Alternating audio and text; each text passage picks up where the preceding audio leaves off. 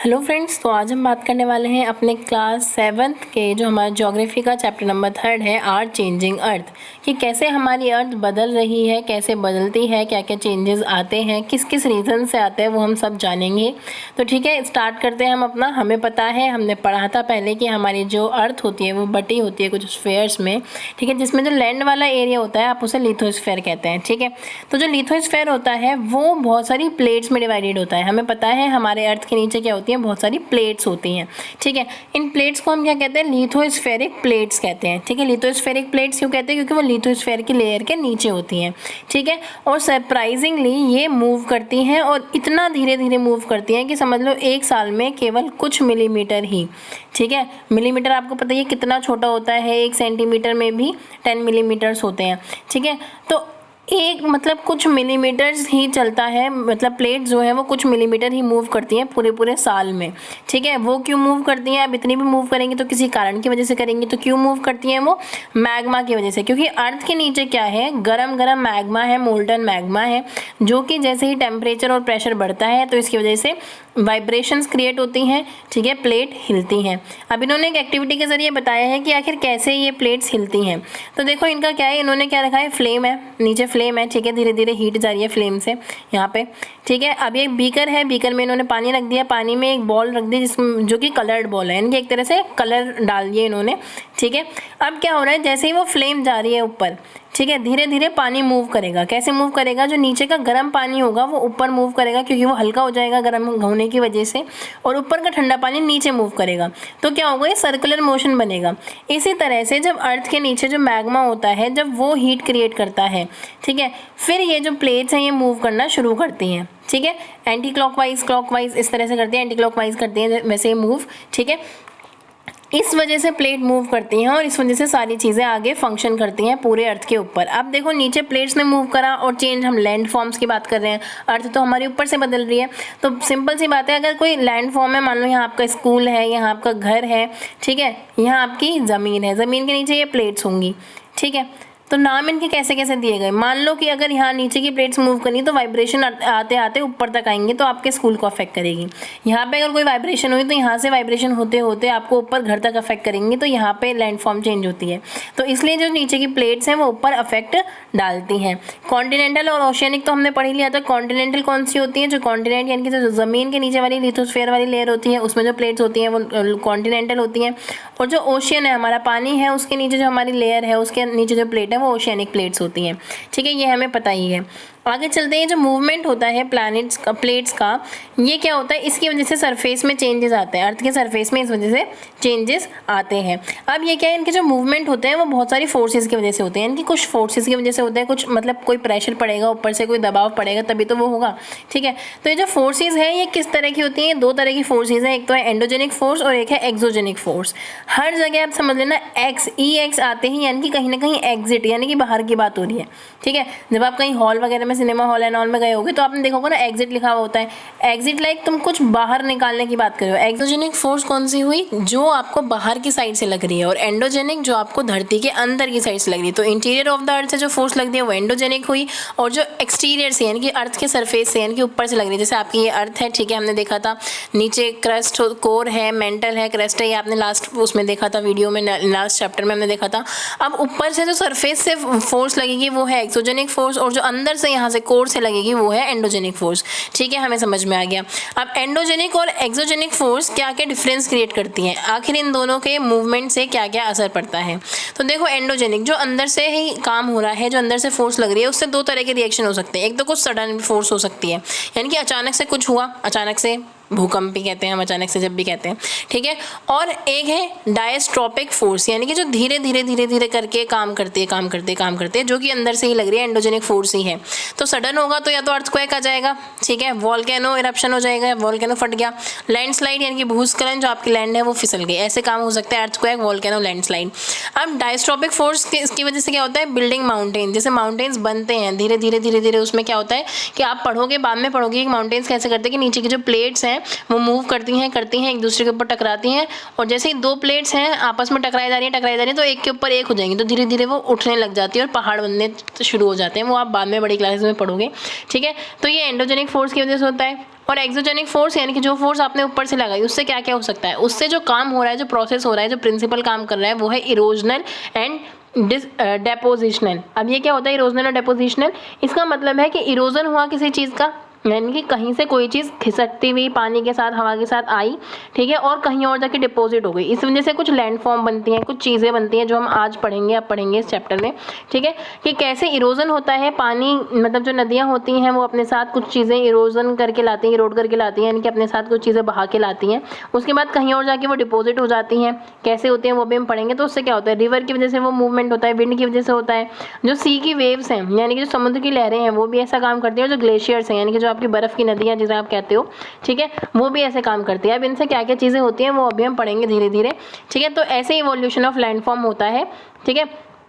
In process से आपका पूरा अर्थ में जो मूवमेंट होती है उस प्रोसेस से पूरे लैंडफॉर्म बनते हैं। अर्थक्वेक से भी लैंडफॉर्म बनते हैं, ज़मीन बनती है, जी हाँ, वॉल्केनो से भी, लैंडस्लाइड से भी, माउंटेन्स तो बनते ही हैं, वो मैंने आपको बता दिया, रिवर से, नदियों से, सी वेव से और ग्लेशियर से, इन सब से क्या होता है लैंडफॉर्म्स बनते हैं। अब ये कैसे कैसे बनेंगे कुछ तो हम इस चैप्टर में डिस्क्राइब करेंगे और कुछ आप बड़ी क्लासेस में बाद में पढ़ेंगे, ठीक है।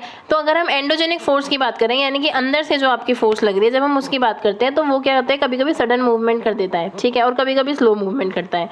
तो सडन मूवमेंट का एक जो इंपॉर्टेंट कुछ चीज़ें हैं वो है अर्थक्वेक और वॉल्केनो की। या तो आपको अर्थक्वेक देखने को मिलती है जिसे आप भूकंप कहते हो, या फिर वॉल्केनो का इरप्शन यानी कि जो वॉल्केनो है वो फूट गया, ठीक है। अब ये इससे क्या होता है, मास डिस्ट्रक्शन होने के चांसेस है, यानी कि बहुत बड़े लेवल को हर्ट होगा, इससे जान माल की हानि हो सकती है सरफेस ऑफ अर्थ, यानी कि जो लोग अर्थ पे रह रहे हैं उन पे।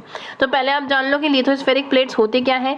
जो अर्थ का क्रस्ट है वो बहुत सारी सेवरल यानी कि बहुत सारी बड़ी छोटी रिजिड इरेगुलर यानी कि मतलब उल्टे सीधे शेप की इसी स्लैब से मिलके बनी है, प्लेट से मिलके बनी है, ठीक है, जो कि जिसके ऊपर फिर कॉन्टिनेंट और ओशन फ्लोर्स आते हैं, यानी कि ओशन भी उसके ऊपर है और कॉन्टिनेंट्स भी उसी के ऊपर बने हुए हैं, तो उन्हें आप लिथोस्फेरिक प्लेट्स कहते हैं। लिथोस्फेरिक प्लेट दो तरह की होती है, बता चुकी हूँ, ओशियनिक प्लेट्स और कॉन्टिनेंटल प्लेट्स, ठीक है। लेकिन यहाँ सिर्फ लिथोस्फेरिक प्लेट्स की बात हो रही है तो दोनों ही आप यहाँ पे इंक्लूड करोगे। इनका साइज़ कोई फिक्स नहीं होता है कि इतनी ही साइज़ की होती है, इतनी छोटी होती है, इतनी बड़ी होती है, ठीक है, इनका कोई साइज़ फिक्स नहीं है। अब वोल्केनो क्या होता है, वोल्केनो एक तरह की ओपनिंग है अर्थ के क्रस्ट में। अब देखो ये क्रस्ट है, क्रस्ट जो हमने जाना था जो आपका अर्थ का ऊपर वाला सरफेस है। अब वोल्केनो कुछ अर्थ के अंदर भी होते हैं, कुछ अर्थ के ऊपर भी होते हैं। अभी आपकी अर्थ के ऊपर की बात हो रही है कि जो वोल्केनो है, जो क्रस्ट है ना आपका, उसके ऊपर की ओपनिंग होती है, खुला हुआ रास्ता है, ठीक है। इससे क्या होता है, जितना भी मोल्टन मटेरियल होता है, जो नीचे मैग्मा है ना, गरम गरम मोल्टन मटेरियल, वो यहाँ से इरप्ट करके सडनली निकल जाता है, ठीक है, यहाँ से सडनली निकल जाता है। इसको आप क्या कहते हो, वोल्केनो कहते हो। वोल्केनो एक ओपनिंग है अर्थ के क्रस्ट में जहाँ से मोल्टन मटेरियल निकल जाता है बाहर आके, ठीक है। इससे क्या होता है, सिमिलरली जैसे ही लिथोस्फेरिक प्लेट्स क्या होती है, मूव करती हैं, अर्थ पूरी वाइब्रेट करती है, ठीक है। जैसे यहाँ पे प्लेट्स ने पूरा मूव करा, टेम्परेचर बढ़ा बढ़ा बढ़ा, एकदम से फूट गया बाहर निकल के। ऐसे ही अब क्या है, जो प्लेट्स हैं ये वाइब्रेट करेंगे, जैसे ही प्लेट्स वाइब्रेट करती हैं जो वाइब्रेशन है पूरी अर्थ में फैलती है, ठीक है, जिस भी एरिया से स्टार्ट हुआ है वो चीज़। इन वाइब्रेशन की वजह से अर्थक्वेक होता है। इन्हीं वाइब्रेशंस को आप एक तरह से अर्थक्वेक कहते हो, ठीक है। यहाँ से मूवमेंट स्टार्ट हो रहा है, यानी कि जहाँ से धरती हिलनी शुरू हो रही है उसे आप कहते हो फोकस, ठीक है। मान लो इस पॉइंट से स्टार्ट हो रहा है, यहाँ से सबसे ज़्यादा तेज वाइब्रेशन होंगे, यहाँ पे ऑफकोर्स जब यहीं से स्टार्ट हुआ है यहाँ पे सबसे ज़्यादा तेज वाइब्रेशन होंगे और चारों तरफ वो फैलता जा रहा है, फैलता जा रहा है, फैलता जा रहा है। तो ये क्या हो गया, आपका बन गया फोकस, ठीक है। और फोकस के ऊपर जो ज़मीन होगी, जो ऊपर वाला सरफेस होगा, उसे आप कहते हो एपिसेंटर, ठीक है। दोनों ही क्या एक तरह से फोकस थोड़ा सा नीचे मान लो और उसके ऊपर वाली जो लैंड है या जो भी ज़मीन है आप उसे एपिसेंटर कहोगे, जहाँ से अर्थक्वेक की शुरुआत हो रही है, ठीक है। एपिसेंटर पे सबसे ज़्यादा स्ट्रेंथ होती है किसकी, अर्थक्वेक की, यानी कि सबसे ज़्यादा जो दिक्कतें आएंगी वहीं आएंगी क्योंकि सबसे ज़्यादा मूवमेंट भी वहीं होगा। देखो यहाँ पे इस डायग्राम में देखो, ओरिजिन ऑफ द अर्थक्वेक की बात कर रहे हैं कि किस तरह से आपके अर्थक्वेक की स्टार्टिंग हो रही है। तो ये जो फोकस पॉइंट है यहाँ से पूरा अर्थक्वेक स्टार्ट हो रहा है, यहाँ से एनर्जी वाइब्रेट हो रही है। ये थोड़ा 3D दिखाया है आपको कि नीचे वाला एरिया है और ये ऊपर वाला एरिया है, ठीक है। तो फोकस के जस्ट ऊपर वाला जो पॉइंट है आपने उसे क्या कहा, एपिसेंटर कहा। यहाँ से जो आपकी जो सिस्मिक वेव है, यानी कि जो भूकंप की वेव्स हैं वो मूव करना शुरू करती हैं चारों तरफ, ठीक है। और जैसे जैसे जैसे जैसे दूर पहुँचती हैं तो जो वेव्स हैं वो कम हो जाती हैं, उनकी एनर्जी कम हो जाती है, पास में एनर्जी बहुत ज़्यादा रहती है, तो वहाँ पर बहुत ज़्यादा मूवमेंट आपको देखने को मिलता है। अब वो कह रहा है आपको एक एक्टिविटी कैसे आपको पता चलेगा। मान लो कि आप कोई चीज़ बॉईल कर रहे हो, मान लो पानी उबाल रहे हो, कुछ भी कर रहे हो, ठीक है। आप पानी उबाल रहे हो, ठीक है, आपने बीकर लिया, नीचे फ्लेम जला दी, उसके ऊपर रख दिया आपने प्लेट या फिर कोई भी लिड रख दी, ठीक है, ढक्कन रख दिया। उस लिड के ऊपर आप कोई बॉल रख दो या आप कोई स्पून रख दो, ठीक है, कोई भी चीज़ जो वहाँ पे टिक सके ऐसे आप रख दो। तो धीरे धीरे आप क्या देखोगे कि जैसे ही गर्मी बढ़ेगी धीरे धीरे प्लेट मूव करना शुरू करेगी। ये वाली प्लेट मूव करने की वजह से बॉल जो होगी वो गिर जाएगी आपकी, जो आपकी चम्मच है वो भी वाइब्रेट करने लगेगी, बजने लगेगी, बजने लगेगी, बजने लगेगी। तो ये क्या हो रहा है, ठीक है, या फिर आप मोती रख दो, बॉल नहीं मोती रख दो, बीड्स रख दो, ठीक है। तो ये जो मूवमेंट हुआ ना, जो वाइब्रेशन हुआ, सेम इसी तरह से अर्थक्वेक का वाइब्रेशन होता है कि जैसे ही नीचे से हीट बढ़ी मोल्टन मैग्मा एनॉल की, तो क्या है, प्लेट धीरे धीरे तेज वाइब्रेट करना शुरू कर देंगे, उनकी स्पीड बढ़ने लग जाएगी। स्पीड बढ़ते बढ़ते क्या हुआ, ऊपर तक आपको चेंजेस देखने को मिलेंगे। अब क्या है, 3 तरह के अर्थक्वेक की वेव्स होते हैं जो कि आप डीपली बाद में पढ़ोगे, स्पेशली 11th क्लास में पढ़ोगे, P waves, S waves, L waves. अभी क्या क्या होते हैं ये आप बाद में ही पढ़ोगे, इन्होंने कहा इंसाइक्लोपीडिया में देख लो, तो आपके लिए इंपॉर्टेंट नहीं है और ना ही आप इतना डीप समझ सकते हो। बस आप ये समझ लो कि अलग अलग तरीके से जो वेव्स हैं वो ऊपर तक आती हैं, ठीक है। कुछ अलग मीडियम से, लाइक कोई पानी के सहारे, कोई हवा के सहारे, कोई सॉलिड के सहारे क्या होती है, मूव करते करते ऊपर तक आती हैं। कोई चीज़ जुड़ी हुई होगी इनसे तभी तो ये मूव करते करते ऊपर तक ट्रांसमिट करेंगे। इसी के आधार पर इन वेव्स का कुछ डिवीजन है, ठीक है, जो कि आप बाद में डीपली पढ़ोगे। आप सिर्फ नेम याद कर सकते हो, P wave, S wave, L wave. उनका फुल नेम भी है, पी से लॉन्गिट्यूडनल वेव है, एस वेव कह लो या फिर ट्रांसवर्स वेव कह लो, एल वेव कह लो या फिर सरफेस वेव कह लो, ठीक है।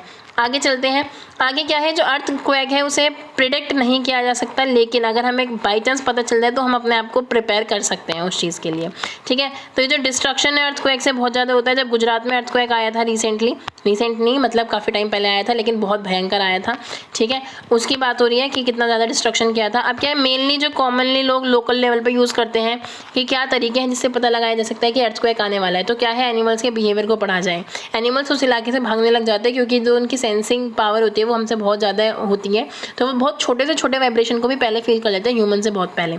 इसके अलावा जो पॉन्ड्स है, पॉन्ड में जो फिश है, अगर वो कुछ अलग सी हरकतें करने लगे, एजिटेट करने लगे, तो यानी कि कुछ गड़बड़ हो सकती है। जो स्नेक्स हैं, अगर वो सरफेस पे आने लगे, ऊपर से मतलब धरती में से निकल के ऊपर को आने लगे, आपको लैंड पे दिखने लगे ज़्यादा मात्रा में, ये नहीं कि एक दिखा और आपने कह दिया अर्थक्वेक आने वाला है, वो एक कोइंसिडेंस भी हो सकता है। तो ऐसे जानवर क्या करते हैं, रिएक्ट करते हैं। भुज में देखो 2001 में आई थी आपका जो अर्थक्वेक आया था, ठीक है, बहुत ज़्यादा रेट पे आया था, 6.9 रिएक्टर की, बहुत बड़ा स्केल माना जाता है। स्कूल्स में तबाही है, ये सब दिखा रहे हैं कि ये सब फोन लाइन वगैरह, पाइपलाइन सब कट चुकी हैं, चारकोल वगैरह की वजह से आग लग चुकी है पूरी, उसमें इमरजेंसी डिक्लेयर कर दी गई है और जो सीएम है उन्होंने सेंटर से मदद मांगी है।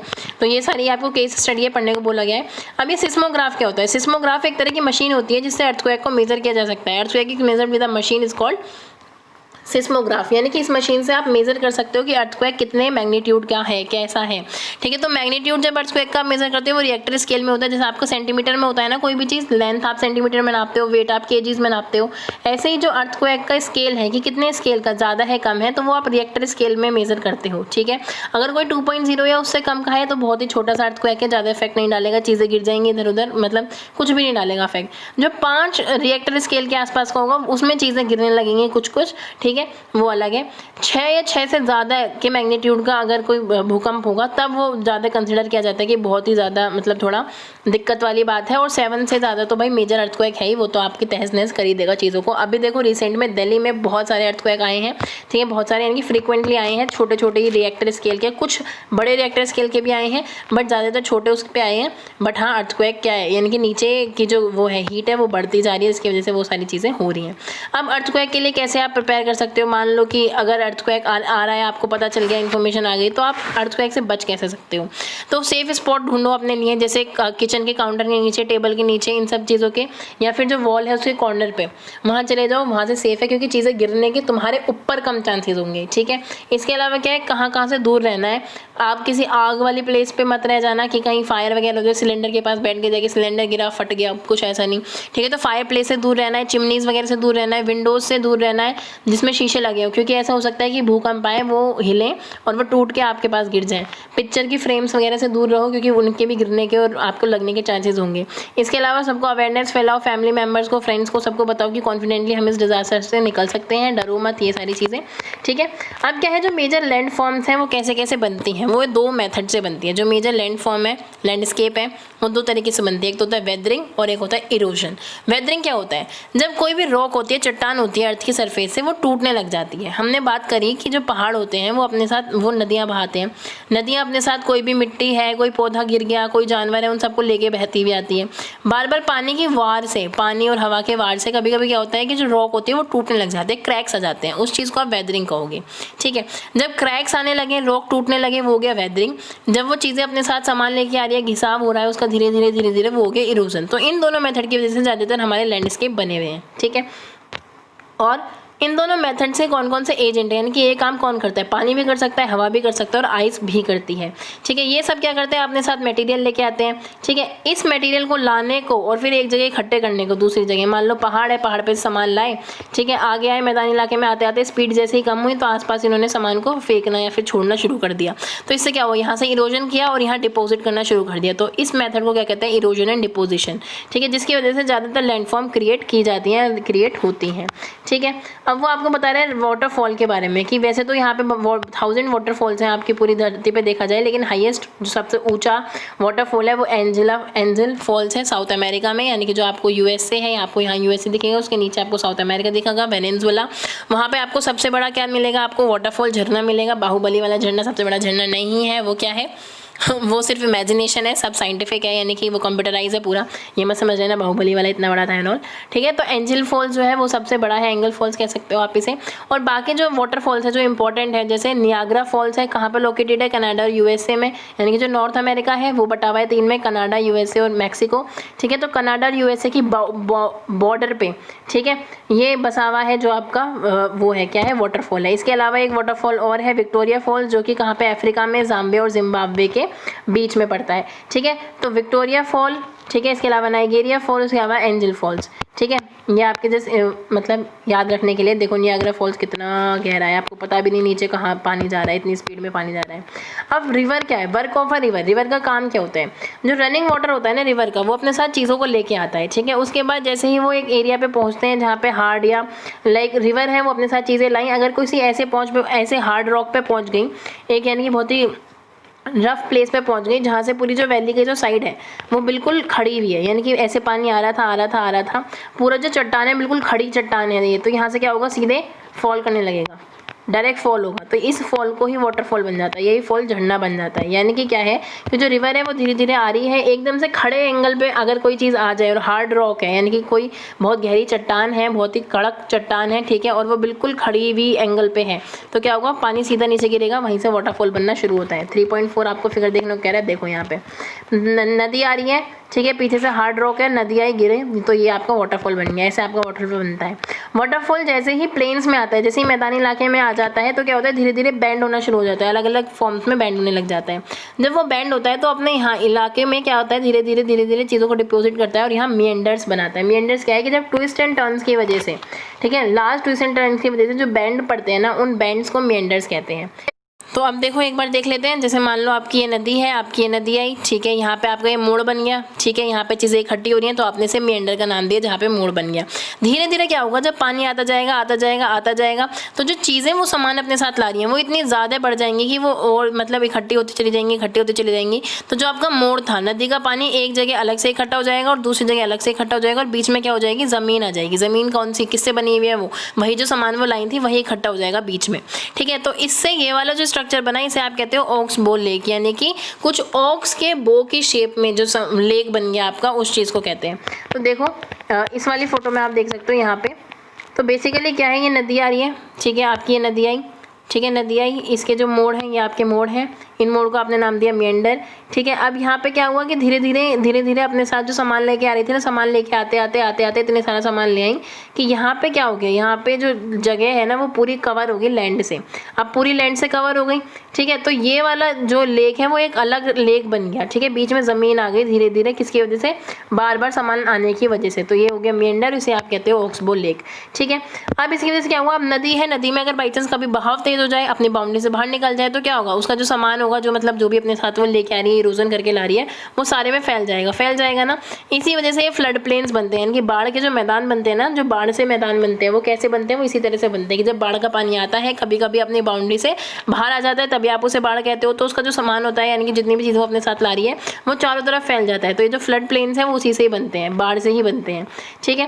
इसके बाद क्या है, अब ये जो बाढ़ की जो बाउंड्रीज हैं, यानी कि जो चीज़ें हैं कुछ बीच में उठने लगती हैं, यानी कि इतनी चीज़ें इकट्ठी हुई कि धीरे धीरे इकट्ठी होते होते उठने लगती हैं। तो इनकी जो मेजर बाउंड्रीज होती है ना, वो उठ जाती हैं थोड़ी सी, जिन्हें आप लीव्स कहते हो, ठीक है। समझ में आया? यानी कि सिंपल नदी है, ठीक है, जो नदी का ये मुहाना है एक तरह से, मान लो ये समझ लो कि जहाँ से नदी टर्न कर रही है उसे मेंडर कहा, ठीक है। जब टर्न करने वाली जगह पे लैंड बहुत ज़्यादा हो गई, चीज़ें बहुत ज़्यादा इकट्ठी हो गई, तो वो ऑक्सबो लेक बन गई, जब वो कट गई उससे, ठीक है। बाढ़ आई, बाढ़ का पानी बह गया, तो बाढ़ का जो चीज़ें थी वो चारों तरफ फैल गई, इससे फ्लड प्लेन्स बन गए।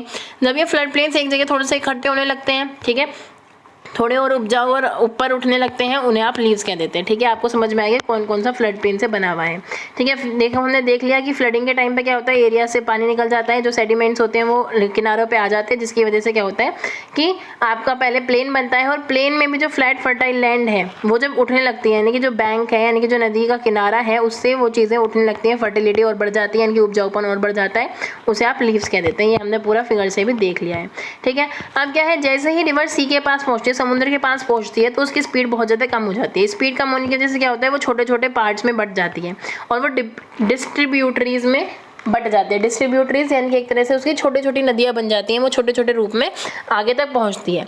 और इन्हीं छोटी नदियों की वजह से जितनी भी सामान वो ऊपर से ला रही थी, ठीक है, पहले तो स्पीड तेज होती है तो अपने साथ सामान उठा लाई, अब धीरे धीरे स्पीड कम होगी, बहुत कम होगी, बहुत कम होगी, समुद्र के पास आ जाए तो बिल्कुल ही कम हो जाएगी। तो जैसे बिल्कुल ही कम हो गई ना, तो अपना सारा सामान वो साइडों में छोड़ती जाती है, तो सबसे ज़्यादा उपजाऊ चीज़ बनाती है, और इसे हम कहते हैं डेल्टा, यानी कि जब कलेक्शन ऑफ सेडिमेंट है, यानी कि जो इनके पीसेज जो अपने साथ ला रही थी, ठीक है, जब इन्होंने वो पीसेज छोड़ना शुरू करा और यहाँ पे कलेक्शन हो गया इनके सेडिमेंट्स का, उससे जो एरिया बना उसे आप डेल्टा कहते हो। और डेल्टा और प्लेन्स में क्या आप डिफरेंस क्या करोगे कि जो आपके प्लेन्स हैं, यानी कि जो आपका वो मैदानी इलाका बना है, वो ज़रूरी नहीं है समुद्र के पास हो, बल्कि वो समुद्र के पास होता ही नहीं है। जैसे ही वो नदी आई, पहाड़ पे से नदी आई, पहले वो प्लेन बनाएगी, फिर वो मूव करते करते आगे जाएगी, समुद्र में जब मिलेगी यहाँ पे डेल्टा बनाएगी, यहाँ पे प्लेन बनाएगी, और ये आपका माउंटेन है ही, ये तो आपको पता है, ठीक है। अब आगे चलते हैं, हमने देख लिया नदियों का काम क्या है। अब हमने पढ़ा था कि समुद्र वेव भी कुछ काम करती हैं। अब सी वेव्स क्या काम करती हैं, तो देखो सी वेव बेसिकली क्या करती हैं, इरोजन और डिपोजिशन, ये भी यही करती हैं। इनकी चीज़ें आती हैं, इरोज करती हैं, यानी कि इकट्ठा करती हैं, फिर डिपोजिट कर देती हैं।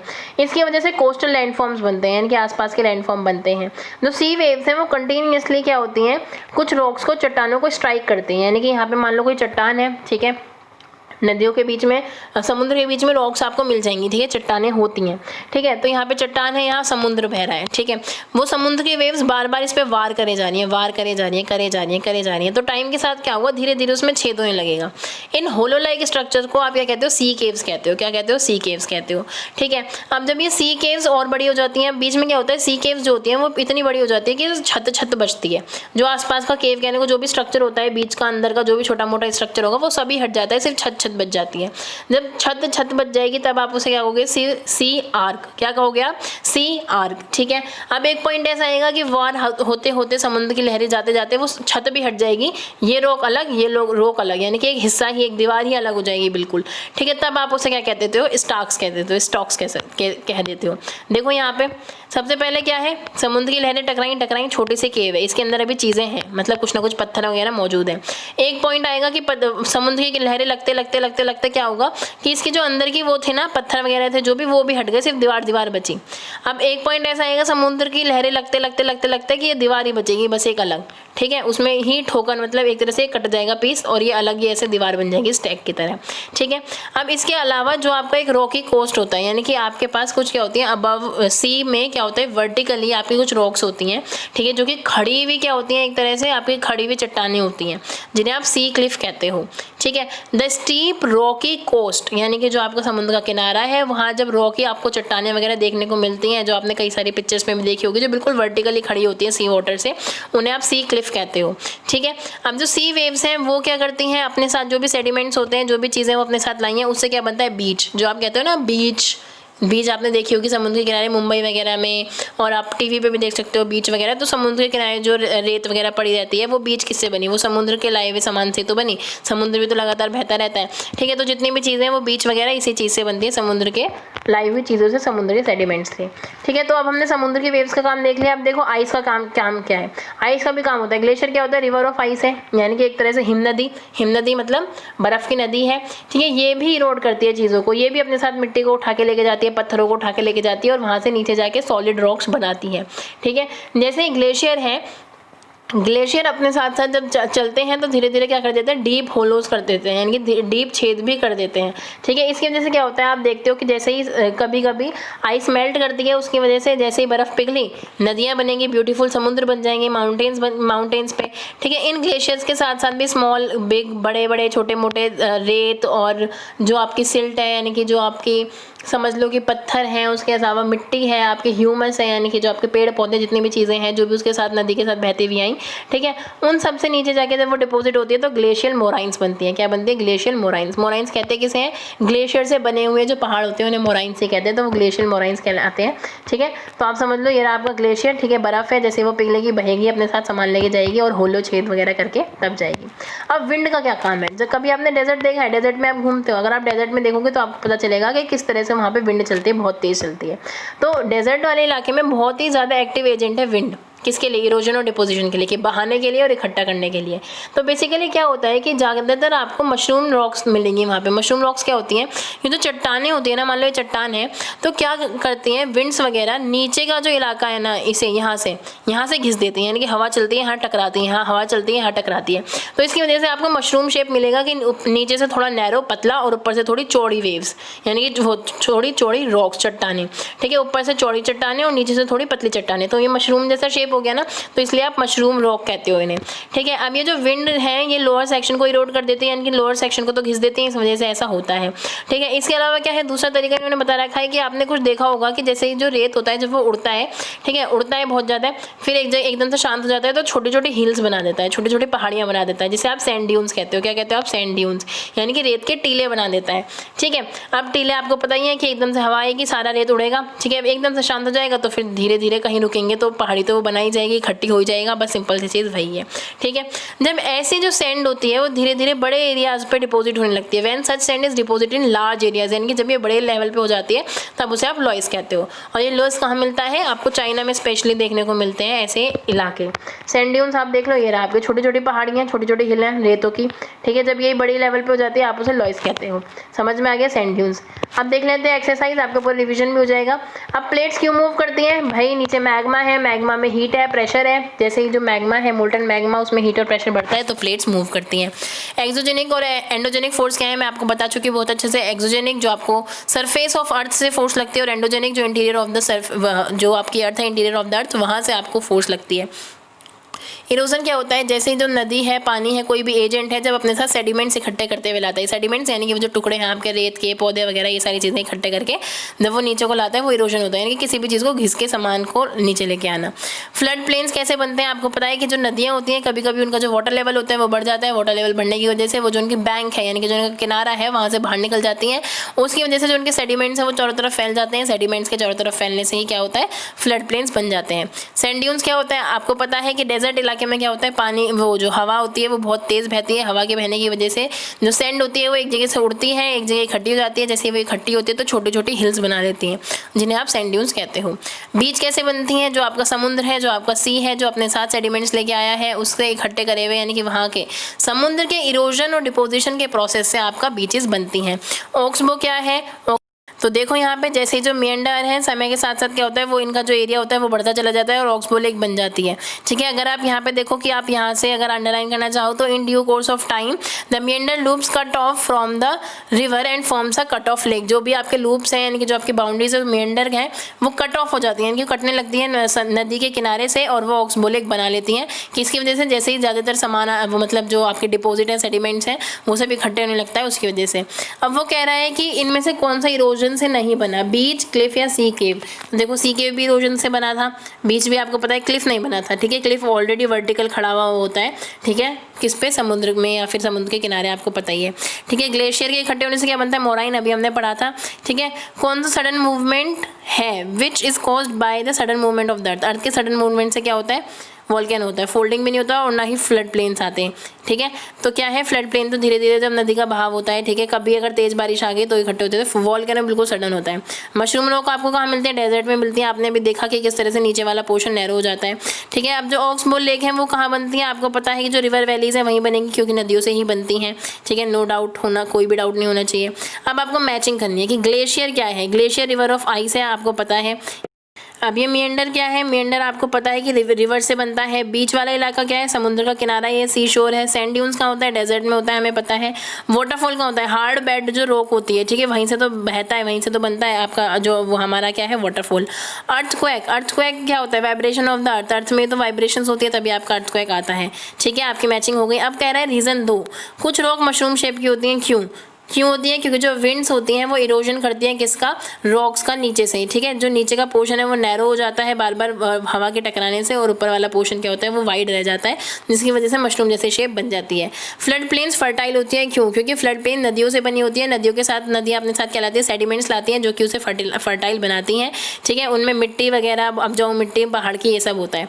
सी केव्स क्या होती हैं, टर्न स्टैक्स, यानी कि सी केव्स स्टैक्स बन जाती है, क्यों, जब सी केव्स हैं, ठीक है, जब धीरे धीरे उन पर हवा पानी और खासकर जो समुद्र की वो है, हवा पानी नहीं, जो समुद्र की लहरें हैं वो टकराती हैं, प्रेशर बढ़ता है, प्रेशर बढ़ने की वजह से जो सी केव्स होती हैं, ठीक है, वो स्टैक्स में चेंज हो जाती हैं, ठीक है। उसके बाद क्या है, जो बिल्डिंग है वो अर्थक्वेक पे कोलैप्स हो जाती है। जैसे अर्थक्वेक आता है, जैसे अर्थक्वेक आया, अर्थक्वेक क्या है, प्लेट्स का मूवमेंट है, प्लेट्स का मूवमेंट होगा तो ऊपर तक की जो जमीन है उसमें मूवमेंट आएगा, तो जो बिल्डिंग का जो नींव है वही हिल जाती है, तो आपकी बिल्डिंग गिरेगी ही, ऑफकोर्स बिल्डिंग कोलैप्स हो जाएगी जब आपका अर्थक्वेक आता है। इसके साथ आपका चैप्टर कंप्लीट होता है। कोई भी क्वेरीज हो तो आप पूछ सकते हो। हमने इस चैप्टर में पूरा क्या क्या पढ़ा, ये अर्थक्वेक का क्या सीन है, ठीक है, किस तरह से हमारे जो पूरे लैंड के फॉर्म्स है, लैंड फॉर्म्स कैसे बनती हैं, कैसे अर्थक्वेक से बनती हैं, ठीक है, वोल्केनो कैसे इरप्ट होता है, लैंडस्लाइड वाला इस चैप्टर में अभी हमने नहीं पढ़ा है, माउंटेन्स कैसे बनते हैं ये भी हमारे इस कोर्स में नहीं था, ठीक है। उसके अलावा हमने देखा रिवर का रोल, विंड का रोल, सी वेव्स का रोल, ग्लेशियर का रोल, यानी कि ऊपर से हमने इरोजनल और डिस्पोजिशनल पूरा पढ़ा, ठीक है। इसके साथ कोई भी क्वेरीज हो तो आप पूछ सकते हैं। Till then bye bye, take care.